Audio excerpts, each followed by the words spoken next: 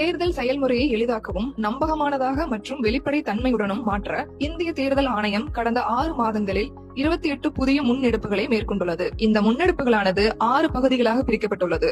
அரசியல் கட்சிகளுடனான இணைந்த செயல்பாடுகள், தேர்தல் முறைகளை தூய்மைப்படுத்துதல், தொழில்நுட்பத்தின் பயன்பாடு, வாக்காளர் பட்டியலின் துல்லியம், வாக்களிப்பதை எளிதாக்குதல் மற்றும் திறன் மேம்பாடு ஆகியனவாகும். இந்த காணொலியில் நாம் வாக்குச்சாவடி நிலைய அலுவலர்களுக்கு வழங்கப்பட்ட விரிவான பயிற்சி திட்டம் பற்றி அறிந்து கொள்வோம். தேர்தல் ஆணையம் வாக்குச்சாவடி நிலைய அலுவலர்கள் மற்றும் மேற்பார்வையாளர்கள் ஆகியோருக்கான பயிற்சி திட்டங்களை விரிவுபடுத்தியுள்ளது. அந்த வகையில் புதுடில்லியில் அமைந்துள்ள இந்திய சர்வதேச ஜனநாயக மற்றும் தேர்தல் மேலாண்மை நிறுவனத்தில் 7000க்கும் மேற்பட்ட வாக்குச்சாவடி நிலைய அலுவலர்கள் மற்றும் மேற்பார்வையாளர்கள் பயிற்சி பெற்றனர்.